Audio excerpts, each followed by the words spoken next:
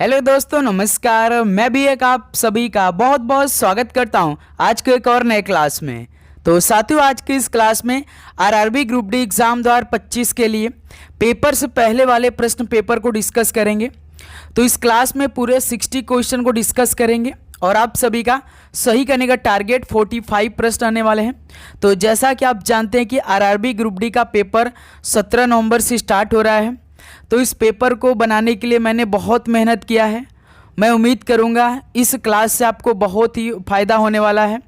जब आप अपने पेपर में बैठेंगे तो इस क्लास से आपको कई सारे क्वेश्चन देखने को मिलेगा, क्योंकि इस क्लास को बनाने में लगभग हमने 2 दिन का समय लिया है। तो उम्मीद करूंगा इस क्लास के सारे क्वेश्चन आप जरूर तैयार करिएगा। इससे क्या होगा कि आपका अच्छा स्कोर बनेगा।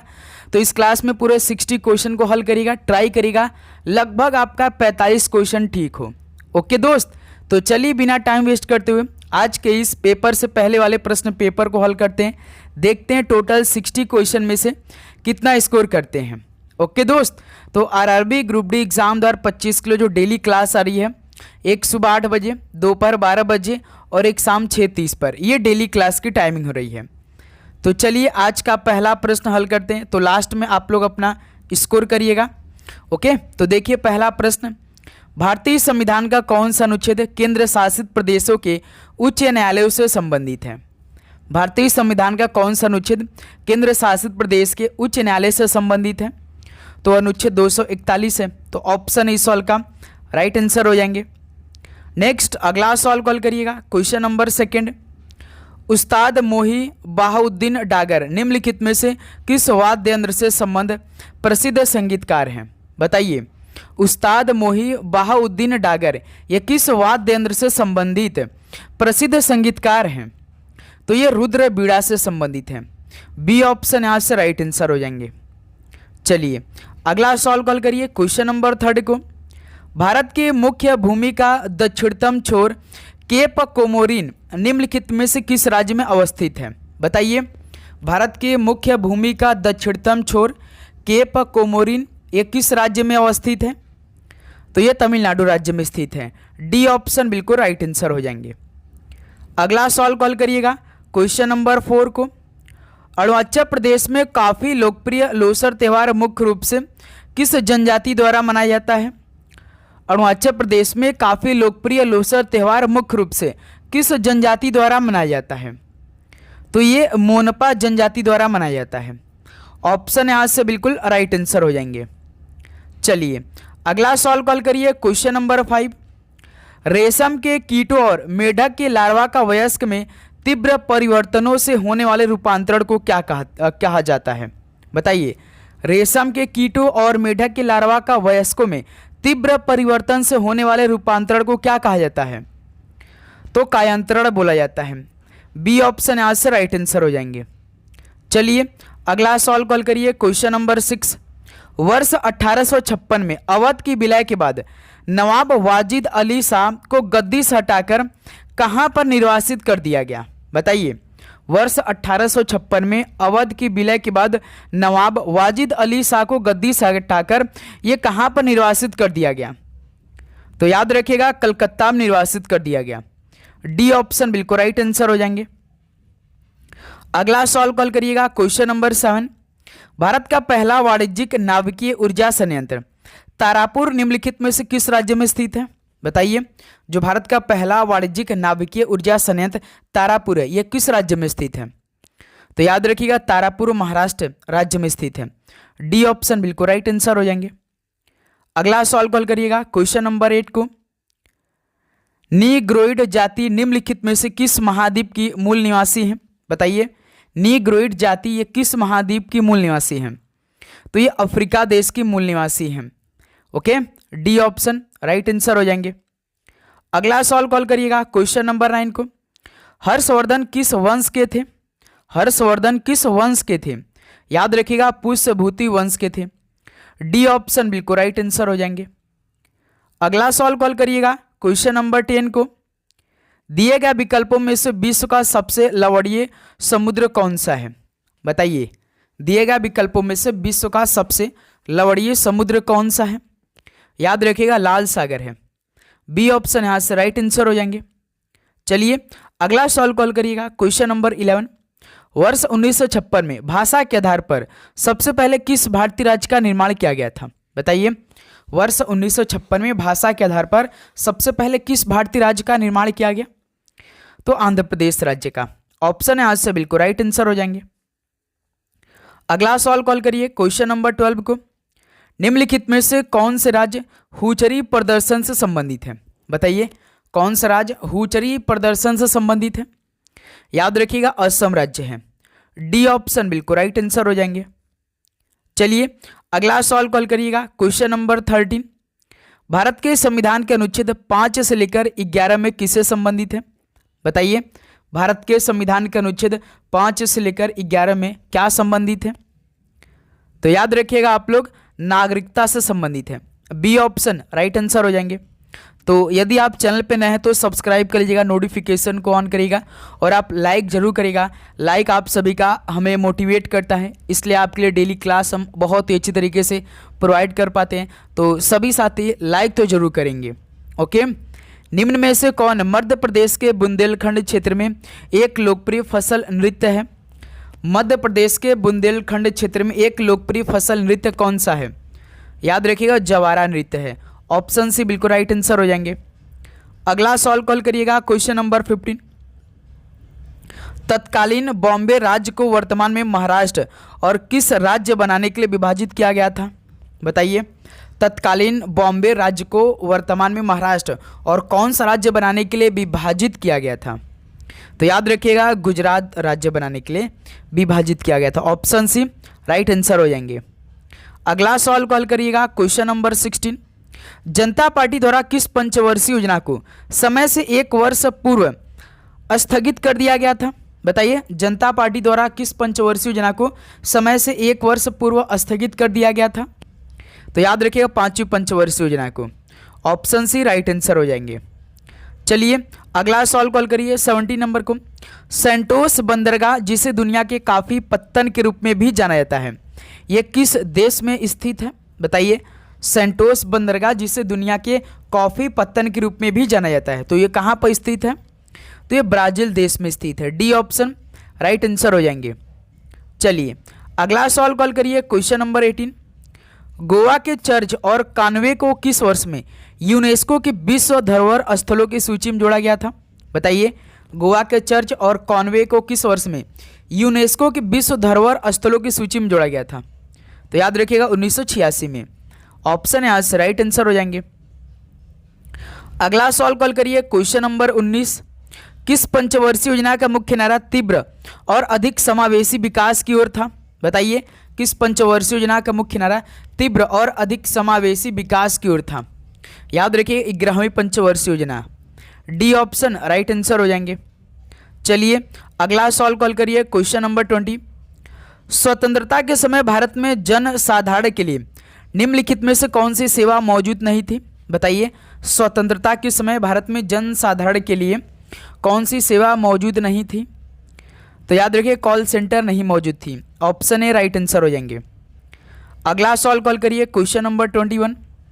किस भारतीय राज्य के आदिवासी लोग सरहुल त्यौहार मनाते हैं जहां स्वास्थ्य और समृद्धि के लिए साल के पेड़ की पूजा की जाती है? बताइए, किस भारतीय राज्य के आदिवासी लोग सरहुल त्यौहार मनाते हैं जहां स्वास्थ्य और समृद्धि के लिए साल के पेड़ की पूजा की जाती है? याद रखिएगा झारखंड राज्य में। ऑप्शन ए राइट आंसर हो जाएंगे। चलिए अगला सवाल कॉल करिएगा क्वेश्चन नंबर 22। निम्नलिखित में से कौन सा स्थान भारत में तांबे की खानों के लिए जाना जाता है? बताइए, कौन सा स्थान भारत में तांबे की खानों के लिए जाना जाता है? तो ये खेतड़ी है भाई। ऑप्शन ए राइट आंसर हो जाएंगे। अगला सवाल कॉल करिए क्वेश्चन नंबर 23। भारतीय संविधान का कौन सा अनुच्छेद राष्ट्रीय महत्व के स्मारकों और स्थानों और वस्तुओं के संरक्षण के प्रावधान से संबंधित है? बताइए, भारतीय संविधान का कौन सा अनुच्छेद राष्ट्रीय महत्व के स्मारक और स्थानों और वस्तुओं के संरक्षण के प्रावधान से संबंधित है? तो याद रखिए अनुच्छेद 49 है। बी ऑप्शन राइट आंसर हो जाएंगे। अगला सवाल कॉल करिएगा क्वेश्चन नंबर 24। एक सामान्य मनुष्य में कितने लिंग गुणसूत्र होते हैं? बताइए, एक सामान्य मनुष्य में कितने लिंग गुणसूत्र होते हैं? तो याद रखिएगा 2 होते हैं। ऑप्शन सी राइट आंसर हो जाएंगे। अगला सवाल कॉल करिएगा क्वेश्चन नंबर 25 को। निम्नलिखित में से कौन सा बंदरगाह एशिया में स्थित नहीं है? बताइए कौन सा बंदरगाह एशिया में स्थित नहीं है? देखिए ओसाका एशिया में स्थित है, संघाई भी स्थित है, सिंगापुर स्थित है, लेकिन रॉटरडम ये बंदरगाह एशिया में स्थित नहीं है। तो बी ऑप्शन राइट आंसर हो जाएंगे। अगला सवाल कॉल करिएगा क्वेश्चन नंबर 26। भारत के केंद्रीय बजट को वार्षिक विवरण के रूप में निर्दिष्ट किया गया है, भारत के संविधान के किस अनुच्छेद के अंतर्गत आता है? बताइए भारत के केंद्रीय बजट को वार्षिक विवरण के रूप में निर्दिष्ट किया गया तो भारत के संविधान के किस अनुच्छेद के अंतर्गत आता है? तो अनुच्छेद 112 के अंतर्गत आता है। ऑप्शन सी राइट आंसर हो जाएंगे। अगला सवाल कॉल करिए क्वेश्चन नंबर 27 को। भारत के संविधान का अनुच्छेद 315 किससे संबंधित है? बताइए भारत के संविधान का अनुच्छेद 315 किससे संबंधित है? तो याद रखिएगा यूपीएससी और एसपीएससी की स्थापना से संबंधित है अनुच्छेद 315। बी ऑप्शन राइट आंसर हो जाएंगे। अगला सवाल कॉल करिए क्वेश्चन नंबर 28। भगवान शिव को समर्पित कंदरिया महादेव मंदिर का निर्माण किस वंश के राजा धंगदेव द्वारा 999 ईस्वी में किया गया था? बताइए भगवान शिव को समर्पित कंदरिया महादेव मंदिर का निर्माण यह किस वंश के राजा धंगदेव द्वारा 999 ईस्वी में किया गया था? तो याद रखिएगा चंदेल वंश के राजा धंगदेव द्वारा 999 में किया गया था, जो भगवान शिव को समर्पित है कंदरिया महादेव मंदिर। ऑप्शन सी राइट आंसर हो जाएंगे। अगला सवाल कॉल करिए क्वेश्चन नंबर 29। निम्नलिखित में से कौन एक शंकुधारी वृक्ष नहीं है? बताइए कौन सा एक शंकुधारी वृक्ष नहीं है? तो याद रखिएगा जैट्रोफा। डी ऑप्शन यहाँ से बिल्कुल राइट आंसर हो जाएंगे। अगला सवाल कॉल करिएगा क्वेश्चन नंबर 30। मठ के एक मंदिर में कुषाण शासकों की विशाल प्रतिमाएं स्थापित की गई है, निम्नलिखित में वह कौन सा राज्य है? बताइए मठ के एक मंदिर में कुषाण शासकों की विशाल प्रतिमाएं स्थापित की गई है, वह कौन सा राज्य है? तो दोस्त मेरे याद रखिएगा उत्तर प्रदेश है, यूपी 65 है भाई। बी ऑप्शन राइट आंसर हो जाएंगे। चलिए अगला सवाल कॉल करिए क्वेश्चन नंबर 31। भारतीय संविधान का कौन सा अनुच्छेद राज्यों के उच्च न्यायालय से संबंधित है? बताइए भारतीय संविधान का कौन सा अनुच्छेद राज्यों के उच्च न्यायालय से संबंधित है? तो याद रखिएगा अनुच्छेद 214 है। ऑप्शन ए राइट आंसर हो जाएंगे। चलिए दोस्त अगला सवाल कॉल करिए क्वेश्चन नंबर 32। कहाँ पे लोकप्रिय हुई मंदिर स्थापत्य की शैली नागर के नाम से जानी जाती है? ये मोस्ट इंपॉर्टेंट सवाल है। तो आप जानते हैं साथी उत्तर भारत में लोकप्रिय हुई मंदिर स्थापत्य की शैली जो कि नागर के नाम से जानी जाती है। तो इस सवाल का ऑप्शन है बिल्कुल राइट आंसर हो जाएंगे। ओके चलिए दोस्त अगला सवाल कॉल करिए क्वेश्चन नंबर 33। भारत की 2011 की जनगणना के अनुसार किस राज्य में प्रति 1000 पुरुषों पर 1084 महिलाओं का उच्चतम लिंगानुपात है? बताइए भारत की 2011 की जनगणना के अनुसार किस राज्य में प्रति 1000 पुरुषों पर 1084 महिलाओं का उच्चतम लिंगानुपात है?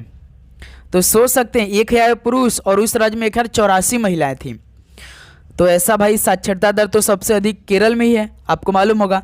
तो सी ऑप्शन राइट आंसर हो जाएंगे। क्वेश्चन नंबर 34 कॉल करिए।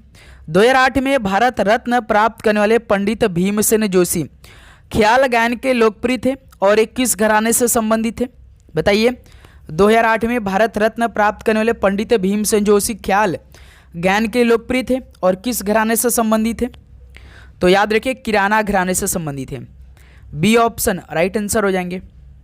अगला सवाल कॉल करिए क्वेश्चन नंबर 35 को। निम्नलिखित में से कौन सा क्षेत्र भारत में तेल खनन के लिए जाना जाता है? बताइए कौन सा क्षेत्र भारत में तेल खनन के लिए जाना जाता है? तो याद रखिएगा मुंबई हाई।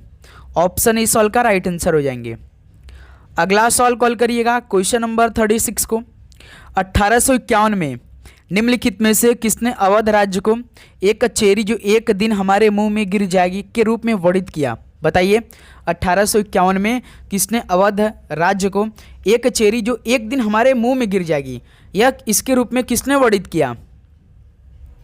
तो लॉर्ड डलहौजी ने। डी ऑप्शन राइट आंसर हो जाएंगे। ओके चलिए अगला सवाल कॉल करिए क्वेश्चन नंबर 37। विश्व का सबसे ऊंचा जलप्रपात एंजल फॉल्स कहाँ स्थित है?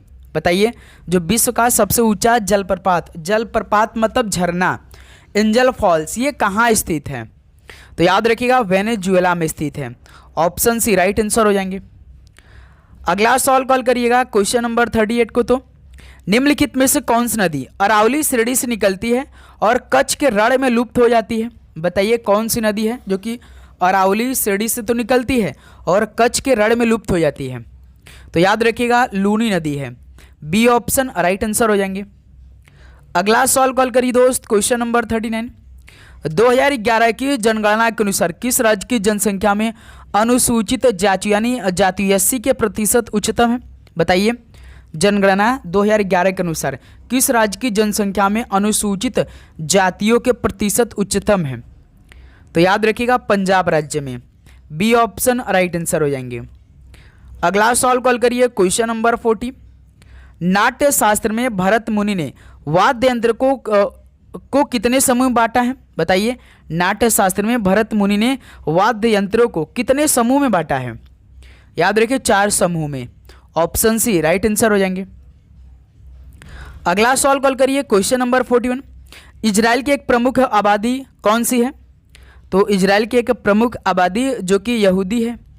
ऑप्शन ए राइट आंसर हो जाएंगे। अगला सवाल कॉल करिए दोस्त क्वेश्चन नंबर 42। जवाहरलाल नेहरू पत्तन निम्नलिखित में से किस शहर में स्थित है? बताइए जवाहरलाल नेहरू पत्तन किस शहर में स्थित है? तो नवी मुंबई में स्थित है जवाहरलाल नेहरू पत्तन। डी ऑप्शन राइट आंसर हो जाएंगे। क्वेश्चन नंबर 43 कॉल करिए। हिंदू पंचांग के अवसर चैत्र मास में गुड़ी पड़वा किस दिन मनाया जाता है? हिंदू पंचांग के अनुसार चैत्र मास में गुड़ी पड़वा किस दिन मनाया जाता है? तो याद रखिएगा पहले दिन मनाया जाता है। डी ऑप्शन बिल्कुल राइट आंसर हो जाएंगे। ओके चलिए दोस्त अगला सवाल कॉल करिए क्वेश्चन नंबर 44। गिर वन जो एशियाई शेर के लिए प्रसिद्ध है किस राज्य में स्थित है? बताइए गिर वन जो एशियाई शेर के लिए फेमस है तो किस राज्य में स्थित है? तो गिर वन यानी ये तो सर जी गुजरात में स्थित होगा। बिल्कुल ऑप्शन ए राइट आंसर हो जाएंगे। अगला सवाल कॉल करिएगा क्वेश्चन नंबर 45। रेंगमा मुख्य रूप से किस राज्य का लोक नृत्य है? रेंगमा मुख्य रूप से किस राज्य का लोक नृत्य है? तो याद रखिएगा नागालैंड का है। डी ऑप्शन राइट आंसर हो जाएंगे। अगला सवाल कॉल करिएगा क्वेश्चन नंबर 46। निम्नलिखित में से कौन सा त्यौहार माजुली नदी द्वीप में नहीं मनाया गया है? बताइए कौन सा त्यौहार माजुली नदी द्वीप में नहीं मनाया गया है? तो याद रखिएगा रज परबा जो कि उड़ीसा राज्य में मनाया गया। कहाँ पर रज परबा? उड़ीसा राज्य में। ठीक है तो इस सवाल का बी ऑप्शन राइट आंसर हो जाएंगे। चलिए अगला सवाल कॉल करिए क्वेश्चन नंबर 47। चकमा शरणार्थी निम्नलिखित में से किस पड़ोसी देश से भारत आए प्रवासी हैं? बताइए चकमा शरणार्थी ये किस पड़ोसी देश से भारत आए प्रवासी हैं? तो याद रखिए बांग्लादेश से आए हुए हैं। ऑप्शन ए राइट आंसर हो जाएंगे। अगला सवाल कॉल करिए दोस्त क्वेश्चन नंबर 48। भारत में पहली बार काम के बदले भोजन कार्यक्रम कब शुरू किया गया था? बताइए भारत में पहली बार काम के बदले भोजन कार्यक्रम कब शुरू किया गया? तो याद रखिए 1977 में। बी ऑप्शन राइट आंसर हो जाएंगे। अगला सवाल कॉल करिए क्वेश्चन नंबर 49। निम्नलिखित में से कौन पाटलिपुत्र में स्थानांतरित होने से पहले कई वर्षों तक मगध की राजधानी थी? बताइए पाटलिपुत्र में स्थानांतरित होने से पहले कई वर्षों तक मगध की राजधानी कौन थी? याद रखिएगा राजगृह थी। डी ऑप्शन राइट आंसर हो जाएंगे। चलिए क्वेश्चन नंबर 50 को हल करिए। भारत के संविधान में प्रदान की गई न्यायपालिका और न्यायिक समीक्षा की स्वतंत्रता को किस देश से अपनाया गया है? बताइए भारत के संविधान में प्रदान की गई न्यायपालिका और न्यायिक समीक्षा की स्वतंत्रता को किस संविधान से अपनाया गया? तो याद रखिए अमेरिकी संविधान से अपनाया गया है। तो बी ऑप्शन इस सवाल का राइट आंसर हो जाएंगे। चलिए दोस्त अगला सवाल कॉल करिए क्वेश्चन नंबर 51। एपलाचियन पर्वत किस क्षेत्र महाद्वीप का हिस्सा है? बताइए एपलाचियन पर्वत क्षेत्र किस महाद्वीप का हिस्सा है? तो दोस्त मेरे याद रखिए उत्तरी अमेरिका का। ऑप्शन इस सवाल का राइट आंसर हो जाएंगे। अगला सवाल कॉल करिएगा क्वेश्चन नंबर 52। महात्मा गांधी ने रॉलेट सत्याग्रह किस वर्ष शुरू किया था? बताइए महात्मा गांधी ने रॉलेट सत्याग्रह किस वर्ष शुरू किया था? तो याद रखिएगा 1919 में। ऑप्शन ए राइट आंसर हो जाएंगे। चलिए दोस्त अगला सवाल कॉल करिए क्वेश्चन नंबर 53। द्विपद नामकरण किसने किया? बताइए द्विपद नामकरण किसने किया? तो दोस्त मेरे याद रखिए कैरोलस लिनियस, यानी सी लिनियस ने किया था द्विपद नामकरण। ऑप्शन सी राइट आंसर हो जाएंगे। चलिए अगला सवाल कॉल करिए, क्वेश्चन नंबर 54। कर्नाटक संगीत में उपयोग किया जाने वाला निम्नलिखित में से कौन सा एक ताल वाद्य नहीं है? बताइए। कर्नाटक संगीत में उपयोग किए जाने वाला एक तालवाद्य नहीं है, तो याद रखिएगा मैंडोलिन नहीं है। सी ऑप्शन राइट आंसर हो जाएंगे। ओके चलिए अगला सवाल कॉल करिएगा, क्वेश्चन नंबर 55। रामचरितमानस की रचना करने वाले गोस्वामी तुलसीदास का जन्म आधुनिक किस राज्य में हुआ था? बताइए। तो गोस्वामी तुलसीदास जी का जन्म किस आधुनिक राज्य में हुआ था? तो याद रखिएगा यूपी में हुआ था, यानी उत्तर प्रदेश में। ऑप्शन ए राइट आंसर हो जाएंगे। क्वेश्चन नंबर 56 को हल करिए। के गुणाध्याय को पैसाची भाषा में लिखा गया, तो साथ ही किसके गुणाध्याय को पैसाची भाषा में लिखा गया? तो याद रखिए बृहत कथा के, ठीक है। तो सी ऑप्शन इस सवाल का राइट आंसर हो जाएंगे। चलिए दोस्त अगला सवाल कॉल करिए, क्वेश्चन नंबर 57। लौरिया नंदनगढ़ स्तंभ ये कहाँ पर स्थित है? बताइए। लौरिया नंदनगढ़ स्तंभ कहाँ पर स्थित है? तो ये चंपारण में स्थित है। डी ऑप्शन राइट आंसर हो जाएंगे। अगला सवाल कॉल करिए, क्वेश्चन नंबर 58। अवध का राज्य औपचारिक रूप से किस वर्ष में अंग्रेजों द्वारा कब्जा कर लिया गया था? बताइए। अवध का राज्य औपचारिक रूप से किस वर्ष में अंग्रेजों द्वारा कब्जा कर लिया गया था? तो दोस्त मेरे 1856 में। बी ऑप्शन राइट आंसर हो जाएंगे। अगला सवाल कॉल करिए, क्वेश्चन नंबर 59। भारत के संविधान के अनुसार राज्य परिषद के पदेन अध्यक्ष कौन है? भारत के संविधान के अनुसार राज्य परिषद के पदेन अध्यक्ष कौन होते हैं? तो आप जानते हैं वाइस प्रेसिडेंट यानी उपराष्ट्रपति। तो वर्तमान में नए उपराष्ट्रपति कौन बने? सीपी राधाकृष्णन, जगदीप धनखड़ के स्थान पर। याद रखिएगा आप लोग। चलिए लास्ट क्वेश्चन बताएंगे। निम्नलिखित में से कौन सा मुगल भारत के इतिहास के लिए परामर्श करने योग्य कृति नहीं है? बताइए कौन सा मुगल भारत के इतिहास के लिए परामर्श करने योग्य कृति नहीं है? तो याद रखिए शाहनामा नहीं है भाई। ऑप्शन ए राइट आंसर हो जाएंगे। तो साथ ही यह पेपर से पहले वाला प्रश्न पेपर कंप्लीट हो चुका है, टोटल 60 क्वेश्चन। तो बताइए आप सभी का टोटल क्वेश्चन कितना रहा इस क्लास से? तो उम्मीद करूँ दोस्त आप सभी को सारे क्वेश्चन समझ में आया होगा और आप लगभग 60 की 60 क्वेश्चन तैयार किए होंगे, किसी प्रकार का दिक्कत नहीं आई होगी। डेली क्लास आएगी आप सभी के बीच में, बस आपको डेली क्लास लेनी है, अच्छे तरीके से सारे क्वेश्चन को तैयार करना है। यदि किसी प्रकार का डाउट आती है तो कमेंट बॉक्स में जरूर पूछेगा। ओके मेरे दोस्त, तो चलिए इस क्लास को यहीं पर समाप्त करते हैं। मिलते हैं साथ ही दोपहर में एक नए क्लास के साथ 12 बजे। तो आप जरूर से जरूर नोटिफिकेशन को ऑन करिए, क्योंकि जैसे ही क्लास आएगी तुरंत आप सभी के पास नोटिफिकेशन पहुंचेगी। और अपनी तैयारी लगातार रखिए। ओके तो चलिए इस क्लास को यहीं पर समाप्त करते हैं। मिलते हैं नेक्स्ट क्लास में। सभी को जय हिंद जय भारत। पढ़ाई करते रहिए। All the very best. धन्यवाद।